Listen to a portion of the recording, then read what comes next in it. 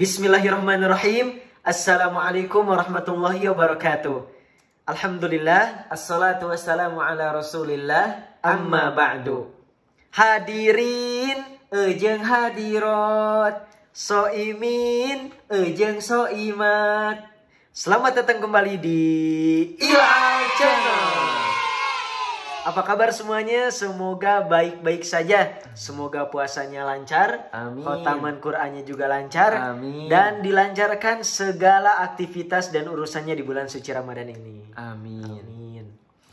Alhamdulillah, pada kesempatan kali ini Kak Ilal bisa bikin video Q&A spesial awal bulan lagi. Dan ini untuk pertama kalinya. Ya, kita bikin Q&A di bulan suci Ramadan. Insya Allah berkah. Seperti biasa, kita sudah membuka sesi pertanyaannya di Instagram @ilalaksi. Dan sudah kita pilih kurang lebih yang sekarang akan kita jawab pertanyaannya sebanyak 15 pertanyaan. 15 pertanyaan. Kalau bulan kemarin berapa? 20 pertanyaan. 20. Sekodi. Kalau sekarang 15 jadi selusin lebih. Selusin lebih. 15 pertanyaan.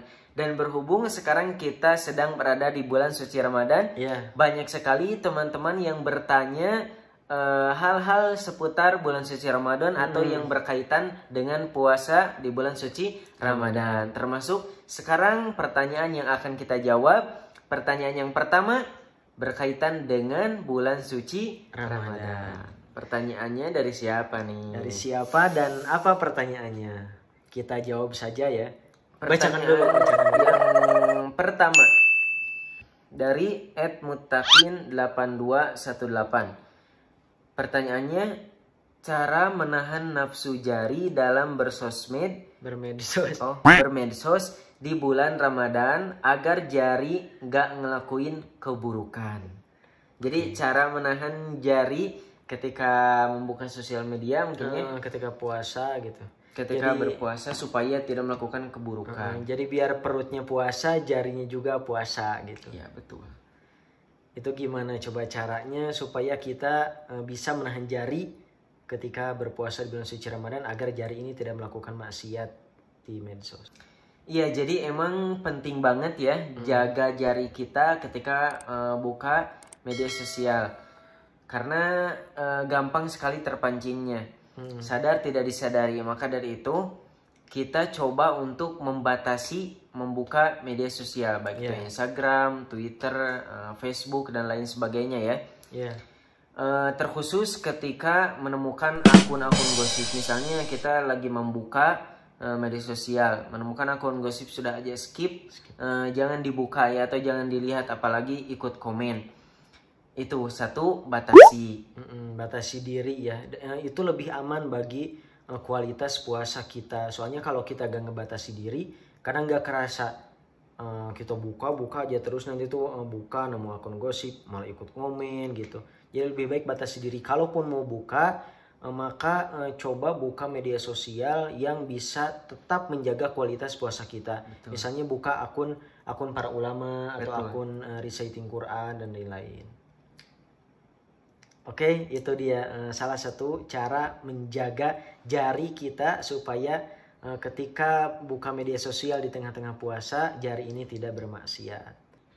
Selain itu kita juga bisa mencoba untuk memperbanyak zikir. Berzikir. Kita jari-jari kita gunakan untuk berzikir baik secara langsung ataupun menggunakan tasbih. Dengan selalu menggerakkan jari kita untuk mengingat kepada Allah, otomatis ketika kita membuka media sosial atau terpancing untuk melakukan suatu keburukan, jari kita akan muncul penolakan untuk komen yang tidak benar atau melakukan hal buruk yang lainnya. Jadi jari itu kayak otomatis gak mau gitu. Betul. Karena sudah biasa melakukan hal yang baik, amal soleh, ketika mau maksiat jari itu kayak gak mau, kayak nolak gitu. Ya, jadi harus dibiasakan jari kita untuk berbuat baik. Tadi berzikir ya, atau berdoa, bersedekah juga. Dan masih banyak cara lainnya untuk menjaga jari-jari kita supaya tidak bermaksiat di bulan suci Ramadan. Oke, kita lanjut ke pertanyaan yang kedua. Pertanyaan yang kedua dari Ukhti Zaitunarzab 09. Pertanyaannya, Assalamualaikum Ustadz, kalau baca Al-Quran boleh gak sih sambil rebahan? Nah ini pertanyaannya anak muda banget ya. Kaum rebahan. Iya, kaum rebahan. Apapun lakukan sambil rebahan, termasuk membaca Al-Quran. Tapi BTW boleh gak sih baca Quran sambil rebahan? Baca Quran sambil rebahan. Apalagi di bulan suci Ramadan ya. Kita banyak yang punya program khataman Quran, pengen ngatamin Quran. Insya Allah pertanyaan ini akan sangat bermanfaat. Betul. Baca Al-Quran sambil rebahan. Dalam Quran surat An-Nisa ayat 103 Allah berfirman, A'udzubillahi minasyaitonirrajim, fadhkurullaha qiyaman wa qu'udan wa 'ala junubikum. Maka ingatlah Allah dalam keadaan berdiri, duduk, dan berbaring. Jadi pada dasarnya boleh membaca Al-Quran sambil rebahan. Entah itu terlentang atau terlungkup. Ya. Terlungkup? Ya, terlungkup. Terlungkup, terlentang atau terlungkup. Jadi boleh membaca Al-Quran. Dan Nabi SAW juga dalam hadis riwayat Bukhari Muslim disebutkan ketika itu Sayyidah Aisyah sedang haid. Rasulullah berbaring di pangkuan Sayyidah Aisyah lalu beliau membaca Al-Quran. Jadi Rasul pun pernah membaca Al-Quran sambil berbaring gitu, rebahan. Tapi itu biasanya membaca ayat suci Al-Quran yang tentang zikir ya, atau adhkar, zikir-zikir yang ada dalam kitab suci Al-Quran.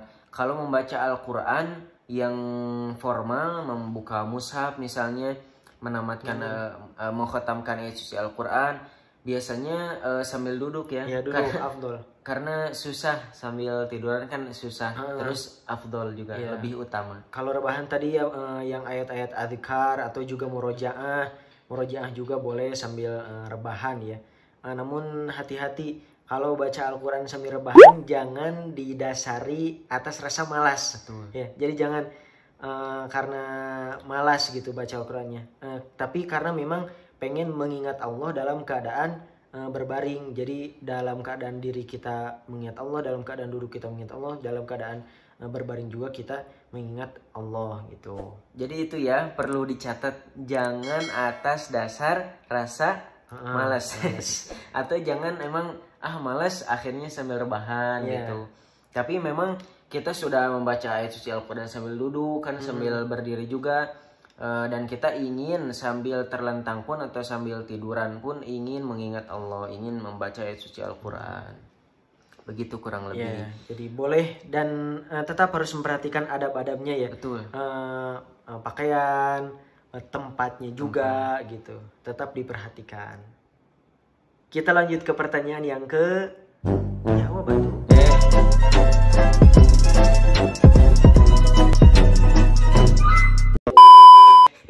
Pertanyaan yang ketiga. Pertanyaan yang ketiga dari siapa? Dari Ida Nur Fitriani 17. Pertanyaannya kalau ini selain bulan suci Ramadan. Iya. Berkaitan dengan ilal. Berkaitan dengan kailal ini. Mohon maaf Kak, tingginya kailal itu sama atau tidak? Tingginya kailal sama atau tidak? Itu di video gimana tuh kelihatannya? Sama atau tidak? Kalau ini video sambil duduk ya, kurang jelas. Tingginya kailal biasanya aja nih ya, kalau di daerah kalian atau di yang pernah ngeliat hilal gitu tausiah enggak apa namanya itu kayak kebiasaan gitu. Biasanya kayak di Jawa nih. Iya. Kalau katanya kalau yang kembar itu yang lahir terakhir, nah itu anak pertama katanya. Kalau yang lahir pertama kalau misalnya itu di Jawa ya.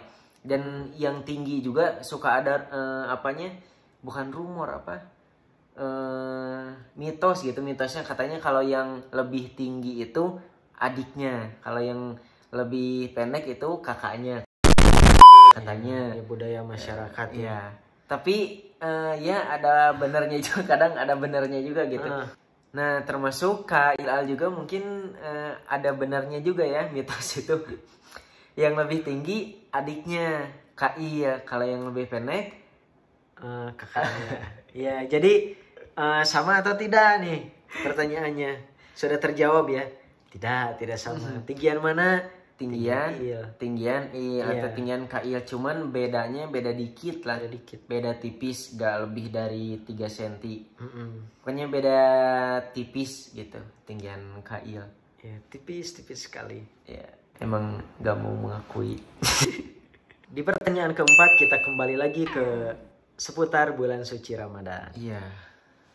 Dari @alice iya. Pertanyaannya gimana? Bagaimana jika puasa qadha belum lunas sampai masuk bulan Ramadan yang akan datang? Oh, jadi mungkin punya hutang puasa, cuman sudah tiba lagi waktunya untuk puasa. Nah, bagaimana hukumnya? Hukumnya ya tetap hutang puasanya harus diisi lagi atau gak boleh ditinggalkan begitu saja. Harus dilunasi, tetap harus dilunasi. Dilunasinya kapan?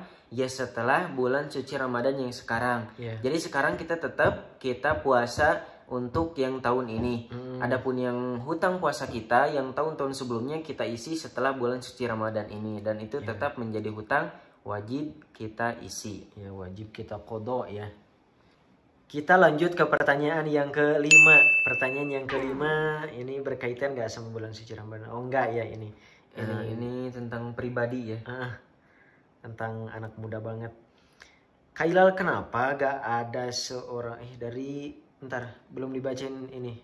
Yang bertanya Vidya_Dea. Yang nanyanya Vidya_Dea. Kailal, kenapa gak ada seseorang yang mendekati aku? Aku jadi insecure. Apa aku belum pantas ya? Yang perlu kita sadari bahwa Allah selalu memberikan kita yang terbaik. Apapun yang sekarang kita rasakan, apapun yang sekarang kita hadapi. Bahkan sampai detik ini pun belum ada yang mendekati saya atau belum ada yang tertarik kepada saya. Boleh jadi itu cara Allah menyelamatkan kita dari hal-hal yang tidak kita inginkan. Seperti sakit hati, diputusin lah, atau dipermainkan dipermainkan dan lain sebagainya. Itu salah satu Allah cara menyelamatkan kita. Ya, dari hal-hal buruk. Allah tuh sayang sama kita ya. Kalau kita ingin syukur itu wajar sih ya. Entah karena fisik atau lain-lain. Tapi kalau sudah saatnya jodoh kita datang, ya akan datang. Kita akan bertemu dengan jodoh kita yang memang dia sudah ditakdirkan untuk kita. Yang akan menerima segala kekurangan kita. Bukan hanya menerima segala kelebihan ya. Tapi menerima segala kekurangan kita. Dan bagi dia, kekurangan yang ada pada diri kita itu bukan masalah. Bukan sebuah kekurangan. Justru akan menjadi kelebihan di mata dia, dan akan dia syukuri dan akan dia sayangi, untuk saling melengkapi. Ya, tapi kenapa sampai sekarang nih belum ada? Ya mungkin belum waktunya. Nanti kalau sudah waktunya, kalau sudah ada waktunya yang tepat, atau kalau sudah tiba hari yang tepat, pasti kamu akan bersyukur bahagia. Ya, jadi kalau belum waktunya kita susah untuk memaksakan diri ya. Setiap segala sesuatu itu ada saatnya yang tepat ya. Dan jodoh itu bukan tentang seberapa banyak yang datang, tapi tentang dia yang datang di saat yang tepat. Asyik. Tentang dia yang datang untuk menyambut hati yang kesepian. Dan ini kalau mau konsultasi cinta silahkan. Ya, dokter bucin. Ya.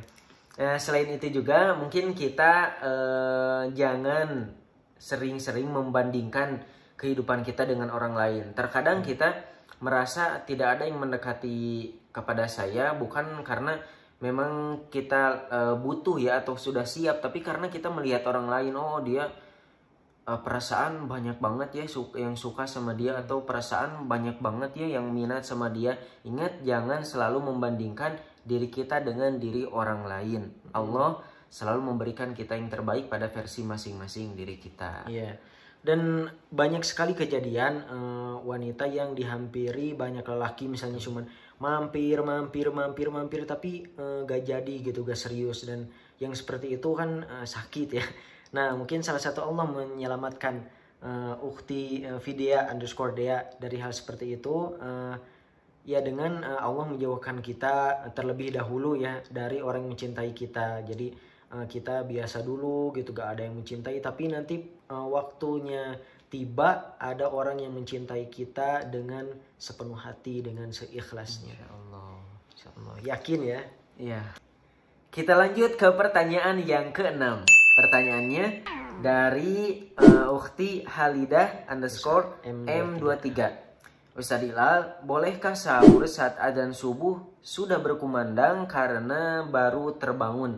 Oh jadi belum sahur mungkin, tapi terbangun karena berkumandang adzan ya. Nah, bolehkah kita sahur tuh di situ?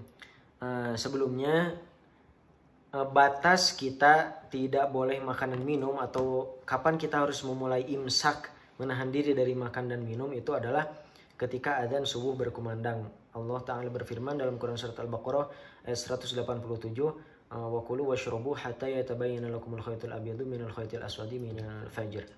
Makan dan minumlah hingga terang bagimu benang putih dari benang hitam, itu fajar. Jadi kalau kita sudah tahu bahwa itu adalah masuk waktu subuh, maka kita harus segera menstop makan dan minum. Bahkan menurut para ulama, kalau masih ada di mulut kita harus mengeluarkannya, memuntahkannya gitu. Jadi kalau udah adzan, kita otomatis harus berhenti. Nah sekarang gimana kalau baru terbangun? Nah kalau baru terbangun mungkin itu masuknya dalam kondisi yang darurat ya. Dalam kondisi darurat. Kalau menurut para ulama dalam kondisi darurat artinya kita ketika sahur belum makan apapun, belum minum apapun, tapi terbangunnya itu memang karena adzan berkumandang. Nah bagaimana? Sedangkan kita mau berpuasa, bolehkah langsung makan atau langsung minum ketika adzan berkumandang karena kondisi darurat seperti itu?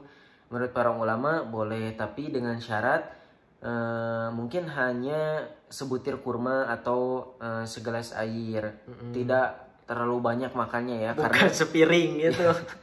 Karena itu hanya mengisi sahur kita, bukan mengisi seluruh perut kita gitu ya. Ya. Jadi karena darurat ya, ingat kalau karena darurat kita belum sahur sama sekali, terbangun pas azan subuh, kita boleh ya sedikit lah untuk sahur, sekedar mengganjal supaya kuat sahurnya. Tapi itu darurat ya. Darurat. Bukan disengaja gitu.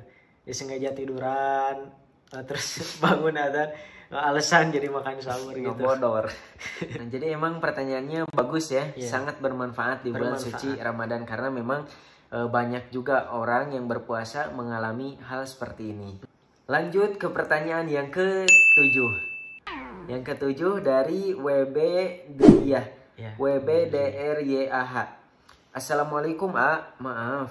Maksud memberikan ilmu bukan pada tempatnya itu gimana ya? Mungkin kita pernah mendengar tentang istilah memberikan ilmu bukan pada tempatnya. Nah, maksud dari istilah ini, pertama, memberikan ilmu atau nasihat bukan pada tempatnya memang dimaknai tidak sesuai pada tempatnya gitu.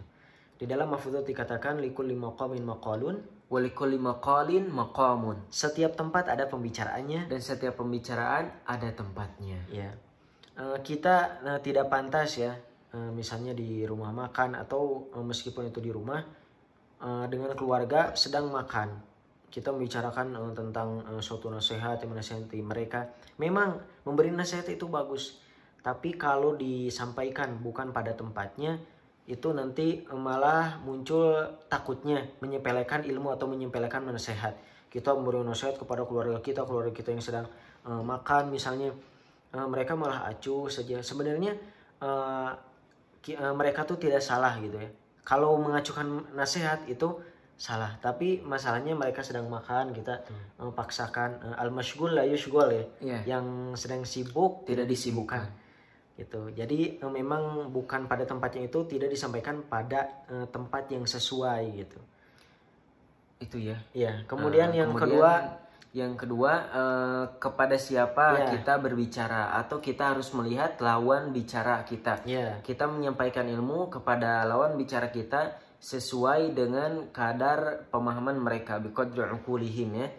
Kalau kita berbicara kepada orang awam, ya diusahakan sesuai dengan pemahaman orang awam. Ya, jangan yang dasar-dasar gitu. Betul, yang dasar-dasar, atau menggunakan bahasa yang sederhana. Benar, itu juga. Tidak yang terlalu tinggi, karena nanti ditakutkan muncul pemahaman yang salah atau pemahaman yang keliru, atau mungkin ketika menyampaikan yang ikhtilaf, yang berat-berat kan materi, sedangkan mereka belum paham, nanti ditakutkan mereka menangkap sesuai dengan pemahaman mereka, salah paham. Ya, padahal yang dimaksud bukan seperti itu, dan yang lebih ditakutkannya mereka langsung menyebarkannya.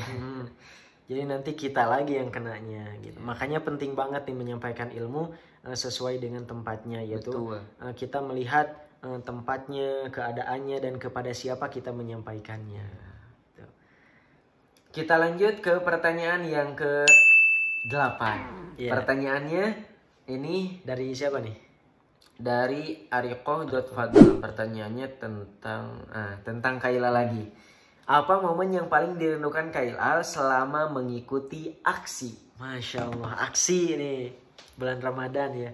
Yang suka nonton Ilal ini berarti aksi. Nah, jadi momen yang paling kita rindukan selama mengikuti aksi, baik itu aksi aksi Indonesia ya. Aksi Indonesia yang aksi biasa yaitu 2015 atau aksi Asia 2018. Yang paling kita rindukan adalah ketika kita dapat teman baru ya. Alhamdulillah, Masya Allah, dapat teman baru dari berbagai latar belakang gitu. Terus dari berbagai negara, dari berbagai daerah. Dan setelah kita mendapatkan teman baru, dengan mereka kita berjuang bersama-sama gitu ya. Pahit manisnya, berprosesnya. Jadi meskipun di depan layar kita lawan, tapi di belakang layar kita kawan. Jadi proses yang kita jalani selama di aksi itu paling berkesan ya. Ketika kita dibimbing oleh para guru kita, ketika kita saling membimbing dengan teman-teman kita. Saling memotivasi. Ya, saling memotivasi, saling mendukung. Itu proses-prosesnya, sakitnya, pedihnya, senangnya, susahnya, dan lain sebagainya. Segala perasaan yang tercampur selama menjalani proses ketika di aksi, itu yang paling kita rindukan. Yang paling kita rindukan, yang paling terkenang. Ya, tampil tausiah itu hanya 5 menit ya, 5 menit.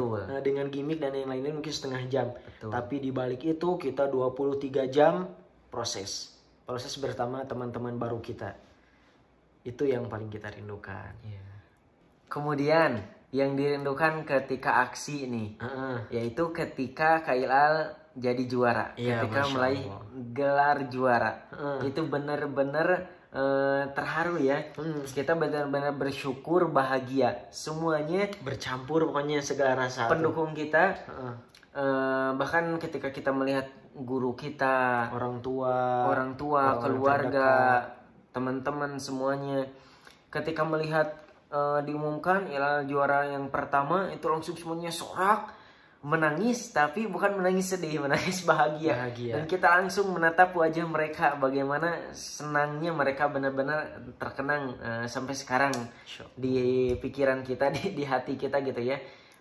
Suasana bersyukur, bahagia atas diraihnya gelar juara aksi. Itu yang kedua yang dirindukan. Kemudian yang ketiga yang dirindukan adalah kamu.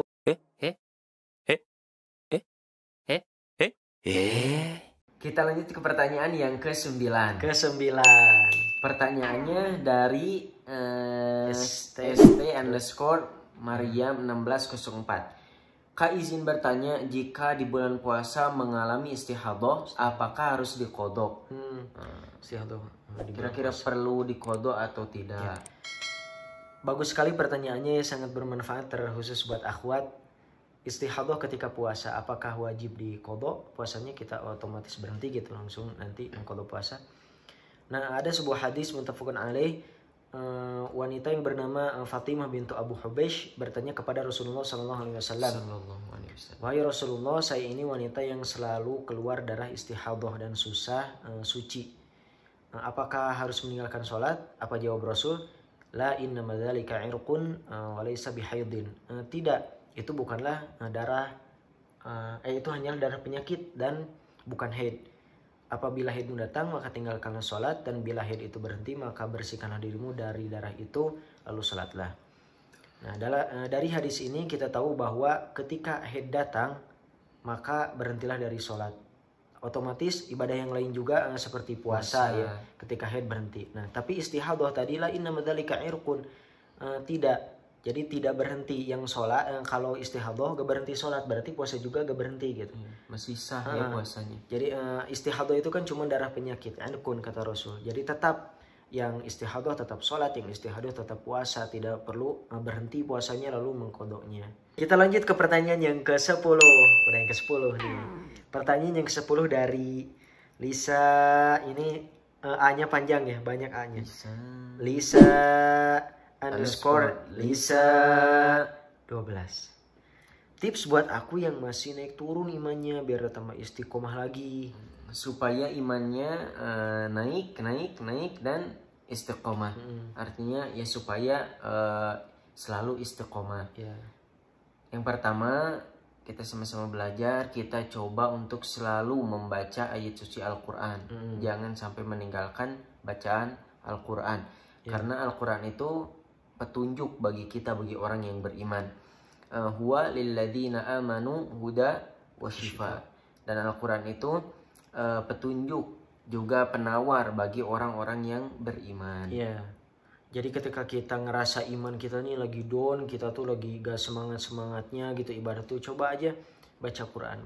Insya Allah setelah baca Al-Quran akan ada ketenangan di hati, akan terpancing lagi untuk semangat ibadah gitu, dapat hidayah. Apalagi kalau baca Al-Qurannya sambil memahami.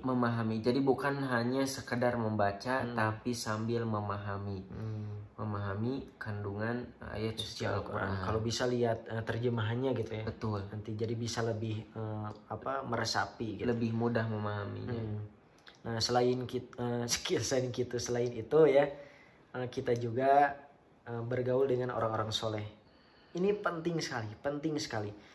Dan pengalaman Ilal sendiri ya, ketika kita ngerasa misalnya, aduh ini kayak lagi down gitu, coba datang ke orang-orang soleh, entah itu ke teman kita atau ke guru kita, kayak dicas gitu. Kayak dicas. Kita aja kalau misalnya sebelum ngaji ke Ribat, ke pondok pesantren Ribat. Sebelum tuh emang merasa down gitu ya, tapi ketika bertemu orang-orang soleh, apalagi ketika bertemu para ulama, guru-guru kami, orang-orang soleh, para santri, itu benar-benar berpengaruh terhadap diri kita, terhadap jiwa kita. Seakan kita tuh melebur dengan mereka dalam kebaikan. Jadi udahnya tuh kayak jadi fresh lagi gitu. Betul.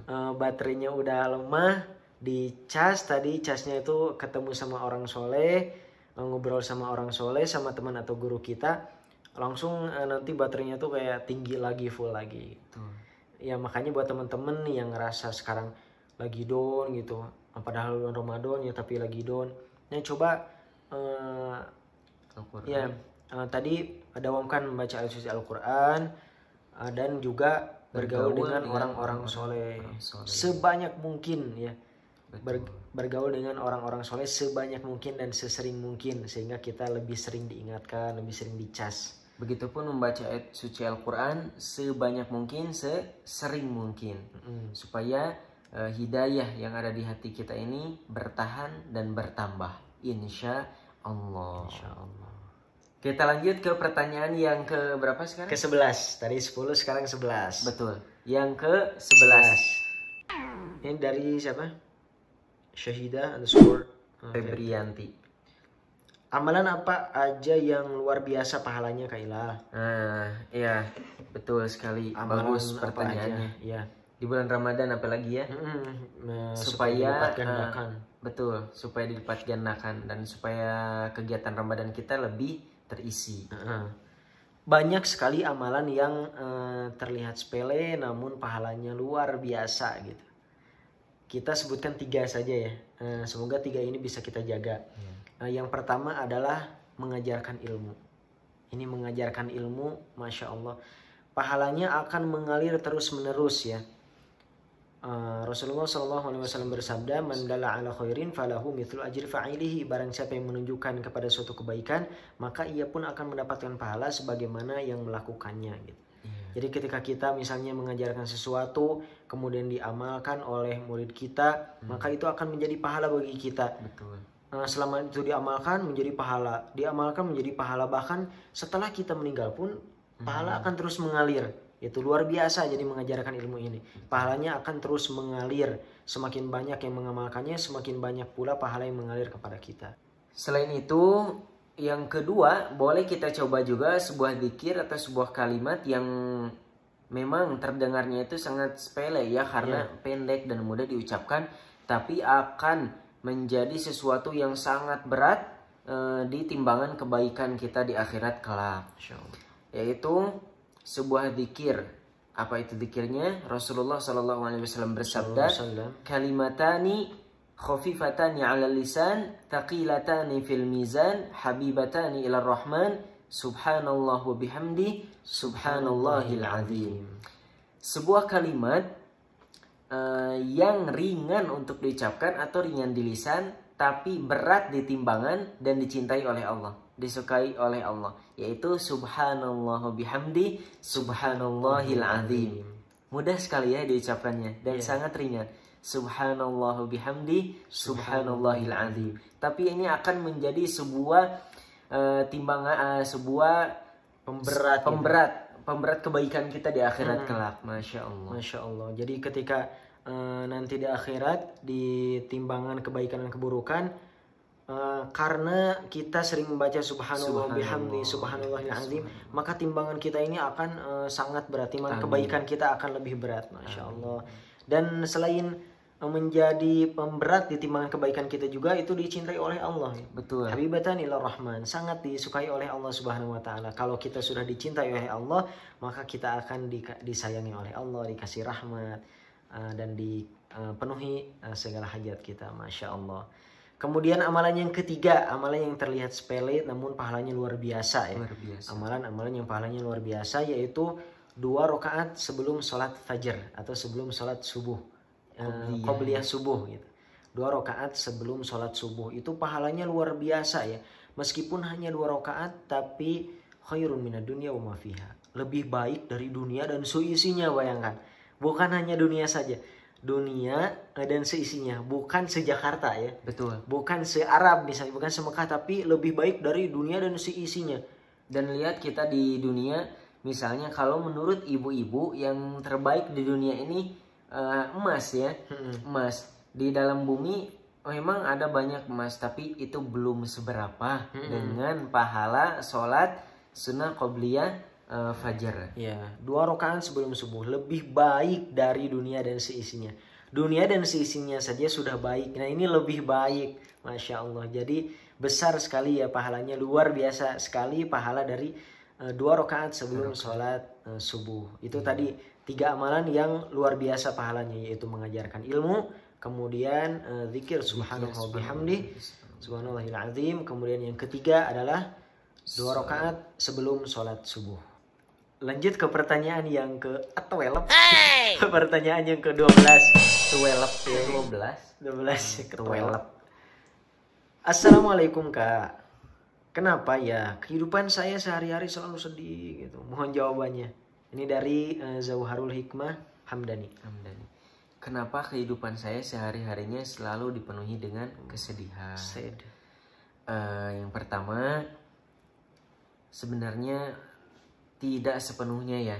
Tapi mungkin karena ada sebuah masalah atau satu saja kesedihan yang membuat segala urusan kita jadi serba sedih. Ya, karena satu kesedihan itu jadi terasa kehidupan ini segalanya dipenuhi dengan kesedihan, padahal cuma satu. Yang pertama mungkin di situ letak masalahnya. Nah, dari situ kita harus bisa belajar mengubah, mengoreksi diri, coba ya mengubah bahwa kehidupan kita ini tidak semuanya kesedihan. Sehari-hari kita ini tidak selalu dipenuhi dengan kesedihan. Akan banyak dengan nikmat yang lainnya kalau kita sadar. Akan banyak dengan kebahagiaan yang lainnya kalau kita bisa merasakannya atau kalau kita bisa menyadarinya. Lihatlah siapa yang ada di bawah kita dalam masalah dunia, masalah nikmat. Coba lihat orang-orang yang di bawah kita gitu. Kita yang selalu pakai motor, lihat mereka yang gak punya motor. Kita yang selalu pakai mobil, lihat mereka yang cuma punya motor. Insya Allah kita gak akan ngerasa sedih. kita akan ngerasa alhamdulillah gitu ya, sadar ternyata aku tuh selama ini nikmat, seneng gitu dibandingin orang lain yang susah makan gitu. Kalaupun memang perasaan sedih itu memang berat ya, berat selalu datang dan selalu ada dalam diri kita. Jangan selalu menyendiri, karena dengan selalu menyendiri mudah untuk setan menemani. Dengan selalu menyendiri mudah untuk setan menemani. Apalagi ketika kita dalam keadaan sedih yang begitu menekan kita, menekan perasaan dan hati, pikiran, kehidupan kita, itu peluang bagi setan memasuki diri kita, mengontrol diri kita sangat mudah, karena kita tidak fokus atau kita tidak bisa mengendalikan diri. Akhirnya setan mengambil peran untuk mengendalikan diri kita. Maka dari itu seperti tips yang tadi, tetap kita harus memperbanyak bergaul dengan orang-orang soleh, dengan teman-teman kita. Dan apalagi kalau teman-teman kita kan rupa-rupa ya, macam-macam tuh. Kalau misalnya lagi sedih, coba aja tuh datang ke temen. Kan kadang ada temen yang humoris gitu ya, suka ngejok. Ya ngobrol aja. Terkadang kita harus melepaskan beban ya. Kalau sendiri terus kayak ngerasa beban tuh ada di kita semua. Tapi kalau kita gaul keluar apa, nah itu tuh kayak lupa aja gitu. Seiring dengan aktivitas yang kita jalani, kita melupakan semua kesedihan yang dirasakan. Insya Allah semuanya akan baik-baik saja. La tahzan innallaha ma'ana. Sungguhnya Allah bersama kita. Pertanyaan yang ke-13 nih. Pertanyaan yang ke-13 berkaitan dengan Ramadan atau tidak? Oh tidak. Ini berkaitan dengan hilal lagi. Pertanyaan dari Shiva 0820. Pertanyaannya, Assalamualaikum Kak, semoga saya selalu dan ada dalam lindungan Allah Subhanahu wa taala. Amin. Makanan favorit Kak Ilal, apa saja nih makanan favorit Kak Ilal? Makanan favorit Kak Ilal sebenarnya tergantung ya. Iya, tergantung jenisnya dulu, apa dulu, makanan pokok, cemilan atau yang lain sebagainya. Terus Indo apa luar negeri gitu kan. Kalau Indo aja ya, secara umumnya makanan Indo ini Kak Ilal sukanya yang seafood, makanan laut. Misalnya sarden, suka kap, terus ikan bakar laut, ikan goreng laut kayak gelang cangkek ya. Kalau di Sunda gelang cangkek, entah kalau di daerah kalian namanya apa gelang cangkek. Nanti dicari aja. Pokoknya makanan laut, makanan laut seafood itu pasti kalau ada di rumah, idam atau rencana, lauk pauknya. Kalau makan itu kita pasti lahap ya. Kalau ada itu makan laut suka lahap. Di pasar sarden misalnya sama ibu makan tuh lahap gitu. Kalau luar negeri, kalau luar tadi Indo udah. Kalau luar sih tentunya ramen. Ya ramen. Dimsum sama sushi. Kebab juga, Nail suka kebab. Kalau yang Arab itu kebab, shawarma. Shawarma itu enak. Terus apa?